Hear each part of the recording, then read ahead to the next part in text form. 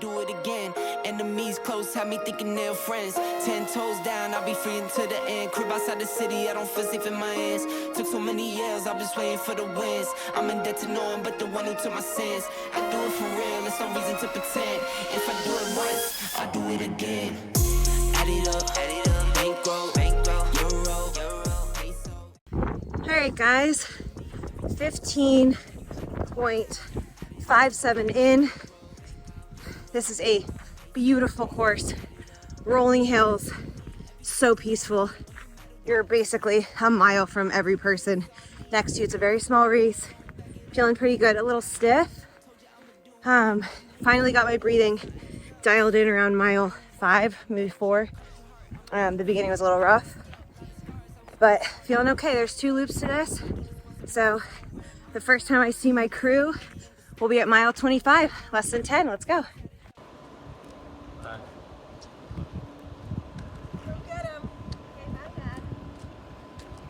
Good luck.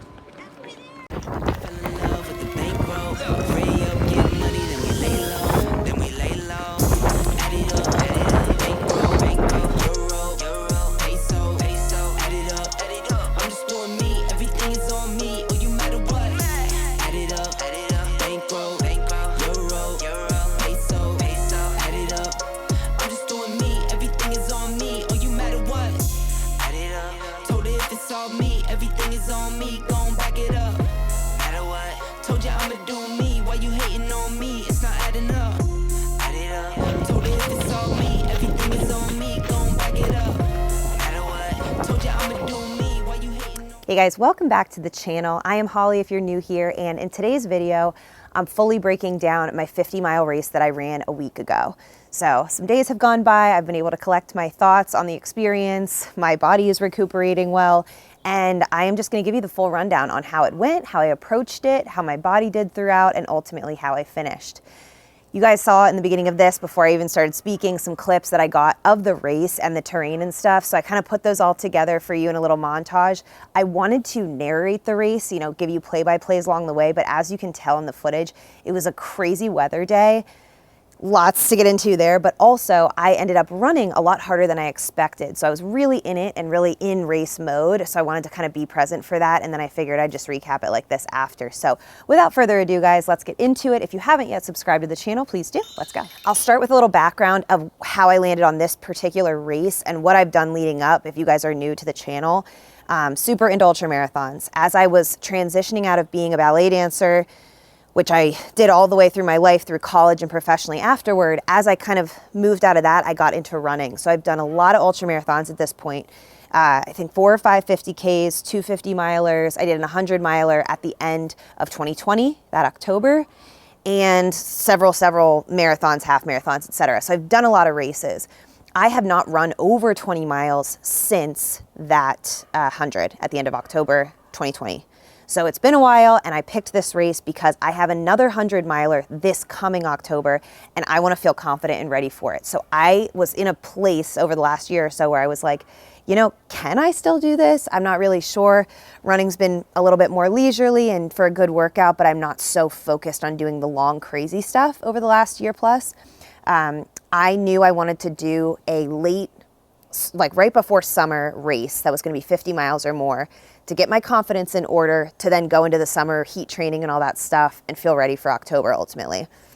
A lot of people like to do something longer, closer to the race, which I totally support that too. As far as what I need from it, it was more mental. I wanted to just have that confidence going into some of the harder training months.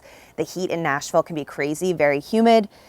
You know, if you're not getting out there early in the morning or later at night, like you're suffering out there. So that's going to be its own problem, but I wanted to know that I have the mileage under my belt. So I picked this 50-miler. My dad actually picked it. I told him my plan and he was like, let me do some research. I'll put a list together of races for you to pick from. And we landed on this one. It's the Flint Hills 50-miler. They also have a marathon distance. And it was in Manhattan, Kansas, which is where K-State is. Basically middle of nowhere, Kansas, besides the college town. So the course was described as rolling countryside, basically. So rolling hills, dirt paths, maybe some loose gravel here and there, but you're really not going to be on pavement ever. So that was a big plus for me, because anything in this longer mileage, I'm in the trails in the mountains. I am not doing that on pavement typically.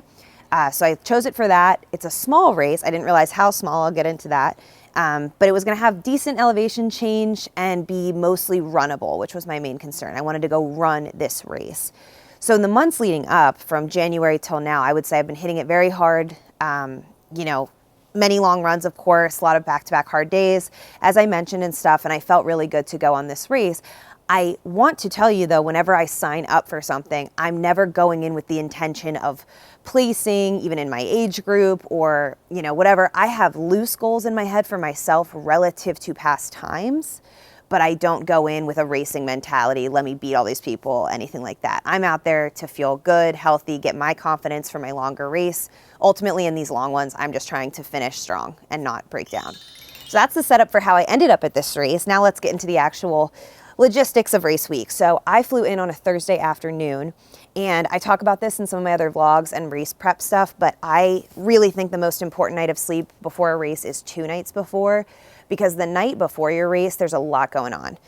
Logistics, things going through your head, you're gonna have to wake up early, you're usually packing all your stuff up before, there's a lot going on. So it's not really like you're getting calm sleep the night before. So 2 nights before is where it really counts.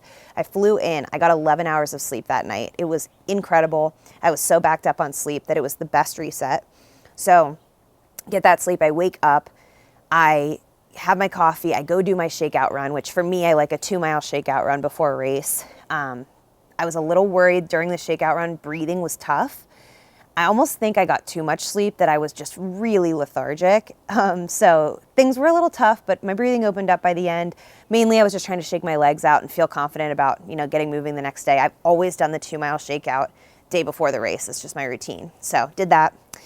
Get to race morning, we had a 7 a.m. start. So I get to the race and the weather had changed the forecast 500 times leading up to the week. It was rain, then it wasn't, and then it was going to be 78 and sunny, and then it wasn't. The low was only going to be in the 50s, then it was down to the 40s and 30s. Wind was coming, there was potentially thunderstorms. Every single time I checked the weather, it was different.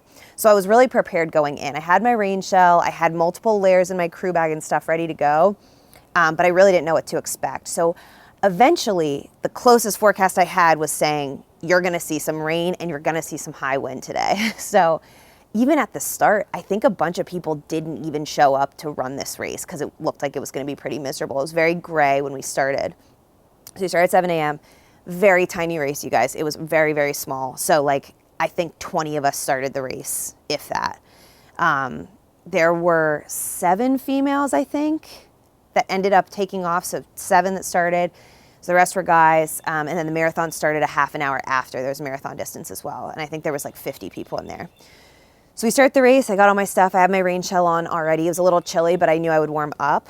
The wind was pretty much kicking right as we got into it, and the kicker was right before we hit the starting line, the race director tells us, guys, a month ago, a runner around mile 18 on the course was bit by a loose dog. So if you guys run into a dog, run at it, not away, and that will scare it, and blah, blah, blah. So this is like right before the gun goes off. So I'm just like, we have to run 50 miles, wind, probably gonna rain, probably gonna be lightning, all of this, and now I have to look out for loose dogs. Little fun fact, literally as my watch hit mile 18, a huge loose dog came out. Luckily, other people were around me, and as I started to walk towards it, it did kind of back off, but terrifying. So anyway, we start the race, everything's going okay. I would say like the first couple of miles, it's very daunting. You don't know what to expect. You know how much is ahead of you. And if you guys have done a lot of races or even just a few, you know the feeling of it can be overwhelming if you let it be. So I went back to all my good mantras, all the stuff I tell you guys, kicking things off, staying present in the moment. Just stay on what you're doing. Do not jump ahead to think about further down the line how you'll be feeling. So stayed on a good routine there. I had no rain or anything for about 3 hours, which was nice, but we did have some high wind. So depending on where we were on the course, we basically did like a big kind of square, and it was 2 25-mile loops. Certain turns we made, you know, would make it really, really windy, or it would back off. So that was just kind of how it was. Really small race, so you're alone for basically all of it, like alone in the country. in the clips you saw, it was really cool. We saw like cows and horses and donkeys and all these different animals. You know, they're just out there and you're just feeling like really at peace. You know, it's just completely isolated. I don't use headphones in races, so I was completely with my thoughts. So starting things out, it was pretty good. Then in comes high wind. High wind starts to come in, like blowing my hood around. You know, if I were to have it up on my rain shell, it was very windy. Almost annoying, like you're getting kind of like sounds in your ears that won't go away, like kind of that tunnel kind of feeling. And then the rain comes, and then the lightning comes, and it's full on thunderstorming and pouring rain. And the kicker on all of it, the temperature's dropping. So at a nice peaceful start, and then a few hours in, chaos ensues. So I had my rain shell on. What I end up doing is putting my hood on, and I luckily could tie it tight. It had the drawstrings on it. So I tied that up, made sure it wouldn't blow off. And I'm like getting cold because it's pouring rain. My feet are getting soaked. Luckily I had all prepared for this. I had merino wool socks on. So I had my feet taped. Nothing was getting blisters or anything, but I'm soaking wet. The shell's on and whatever. And I'm feeling it get colder. So towards mile, I want to say, so 18, I told you I saw the dog. I get to mile 19, there was an aid station there, and I'm checking in. I give them my bib number, whatever. I'm like grabbing a little bit of food. Did not love the aid stations. At ultra races, they're always so good, and there's like good food, and there's a really good atmosphere, but because it was so small and horrible weather and just kind of low budget, it was like they didn't do a good job of having their food set up. It was like big bags of stuff that you would take, like way more food than I would want to be taking. Normally it's like you grab in little bowls, like a handful of pretzels, maybe like a cookie, like stuff like that. This was just oddly set up, but I'm getting my food at a Nutter Butter. That was actually really key. That helped me a lot. And a girl comes up to me and she tells me, "You're in second for females." And like I said, I think there was like 7 females, but I've never been second in anything. So I was like, wow, that's really cool. And she goes, "The first place girl is still here at this aid station, so you should book it." And I'm like, oh my God.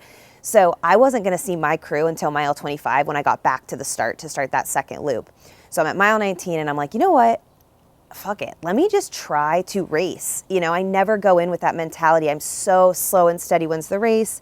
I know myself very well. Like my heart rate is always very steady. Like I am very in tune with myself, but I've never really pushed it. So I was like, worst case, you push it really hard till you get to 25, maybe you pass her, whatever. And then if you have to readjust in the second loop, you'll be fine. You'll slow down, you'll do what you need to do, and you'll, you know, correct back, and that's fine. And you never really take those chances. So let's do it. So I push ahead. Her and I are kind of going back and forth. She was on a like timer for walk run. So I kept hearing her clock go off. No matter if we were on a hill or a flat, she would go off the timer. Whereas for me, I was basically running the whole time. I ran all the hills.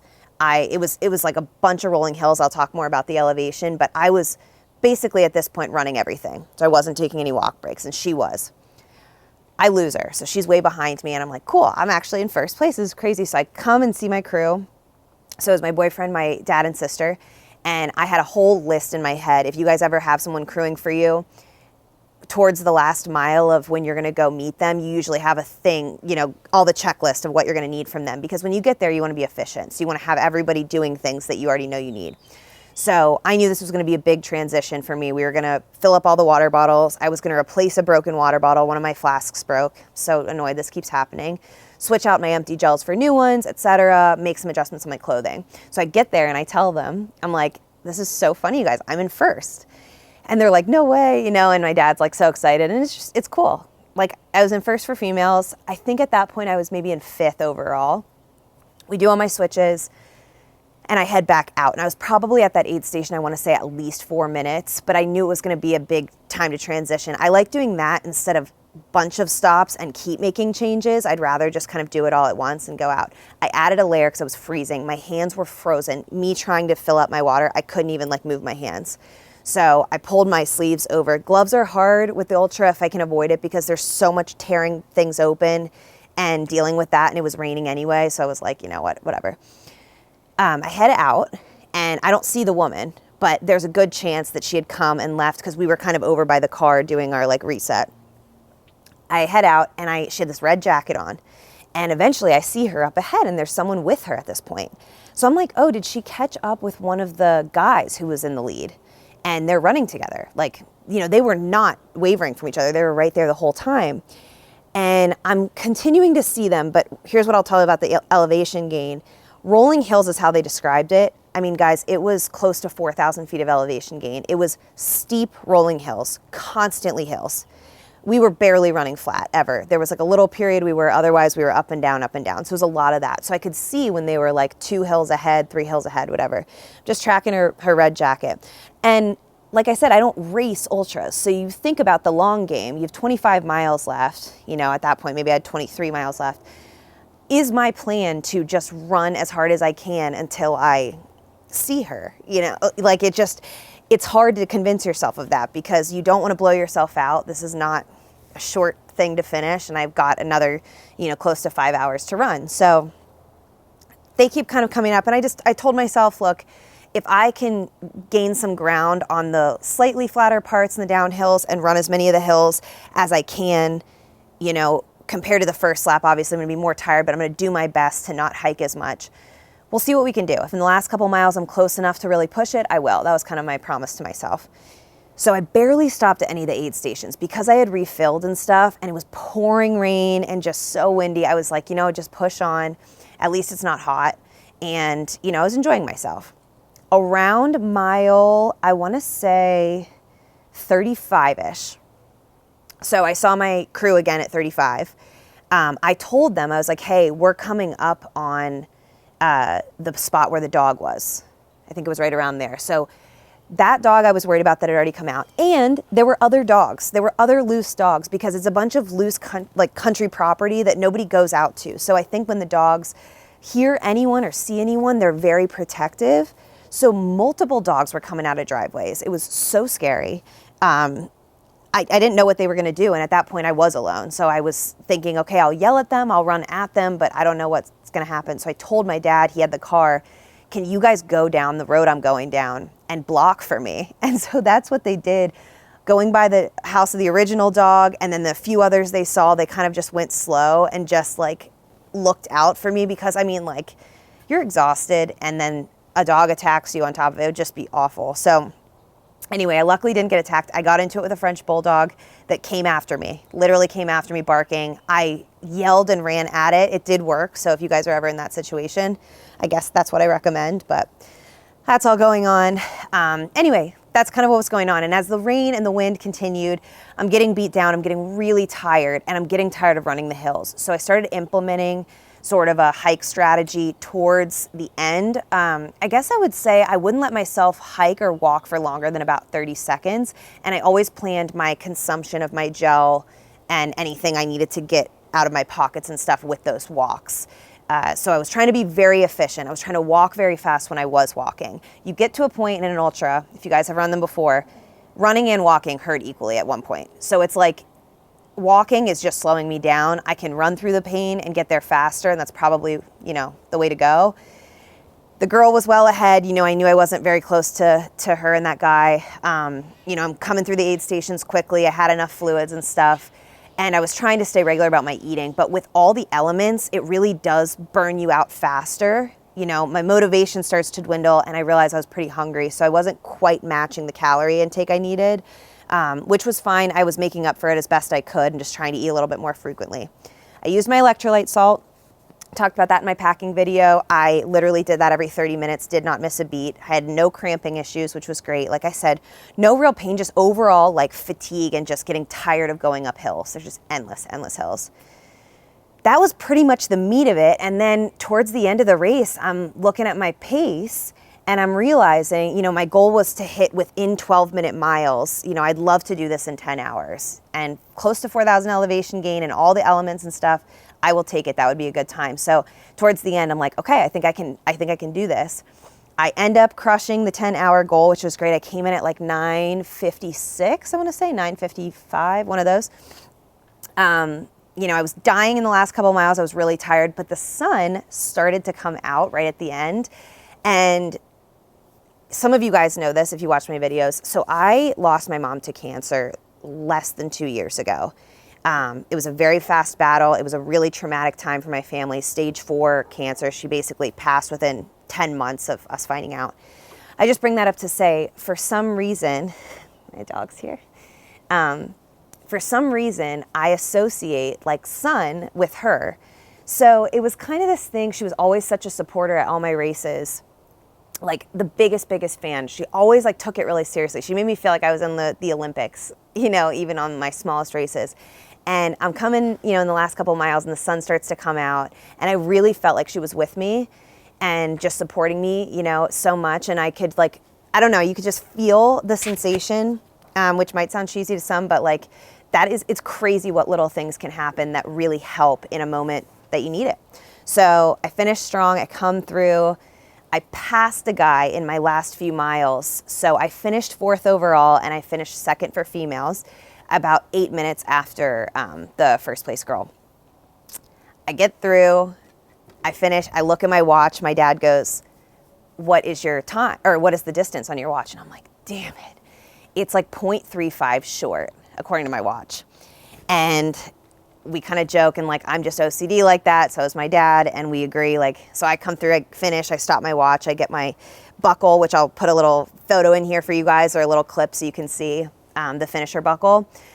But I get that and I look at my dad and he's like, you got to run 50. So we go to the back parking lot and I run little loops till I finish. So last 0.35 and I finish out my 50. 2 big things. So one, I found out that the guy that girl was running with was a pacer she picked up at mile 25. If you guys are familiar with ultra running rules in the world of that, typically pacers are not used until you're over 50 miles. Pretty much across the board. I haven't heard of a lot of 50 milers and below where you get pacers. Now I have if the terrain is crazy and you're up in the mountains and it's just a wild level of elevation gain, or you're, you know, super deep in the woods or whatever. There's certain exceptions to this rule, but generally, especially the course we were out on, I can't see a world where they would let us have pacers. But this woman had one. No idea if it was with the rules or whatever. I don't remember seeing a single thing about pacers. Maybe they were allowed, whatever. Maybe she had special needs. I'm not sure. She picked up that pacer at 25. I can't tell you guys how much of a difference a pacer makes. I have experienced it. It's like a godsend, and it completely flips your whole world upside down. You have a fresh person with perspective and fresh legs, and they're keeping you on track, and they're motivating you, reminding you to eat. It's a completely different lap than the first one. So it made me feel so much better in understanding how this woman pulled ahead and got so far past and was with someone, and was with somebody the whole way. I was like thinking I was losing my mind. I'm like, what am I missing here? So that made me feel a lot better. It's not that I'm going to say, oh, she's disqualified or whatever, but like, that's all I'll say. I feel a lot better knowing that I did this on my own, finished 8 minutes after, that's fine. The second thing I wanted to tell you guys is right as I came through the finish, one of you guys who watch my videos, Andrea, I believe is your name, came up with her daughter and was like, I watch all your videos. I watched you on Run Experience and everything. It was so cool. So I came through the finish and then met her. And I've met runners before at other races, but it was just so awesome, like to finish and feel good and hit my time mark and everything and meet her. So Andrea, thank you for saying hi. I hope that's your name and I remembered right, and meeting your daughter. And that was awesome. It's so fun to connect with you guys in person, making these videos and the content and everything, and then knowing it's going someplace good to, you know, a runner out in Kansas. And I've never even been to Kansas. So it was really cool. That is pretty much the race recap. I know I kind of rambled and probably, you know, went into a bunch of things, you know, kind of little tangents and stuff like that, but that's pretty much everything I can say about the race. As far as post-race feeling, I had very dead legs for 2 days. Getting up and down stairs was really rough. The tops of my feet hurt. All my shoes, I usually have to loosen a bunch, the laces and stuff in the days after. And the only blister issues I had were on my right pinky toe and a little bit on the top of the arch where it wasn't taped. So the baby toe, it was just a painful rubbing feeling. So I was trying to stay in sandals mostly after the race, or wear toe socks so it was separated. But I was working out normal again on Wednesday and feeling pretty good now. I was having those hunger pangs you guys have experienced after races, I'm sure, where you just wake up in the middle of the night starving, eat a little bit, you're fine, and then you're starving again a few hours later. So kind of catching up with that, but had a really relaxing few days after the race, got to chill at my dad's friend's place in Kansas.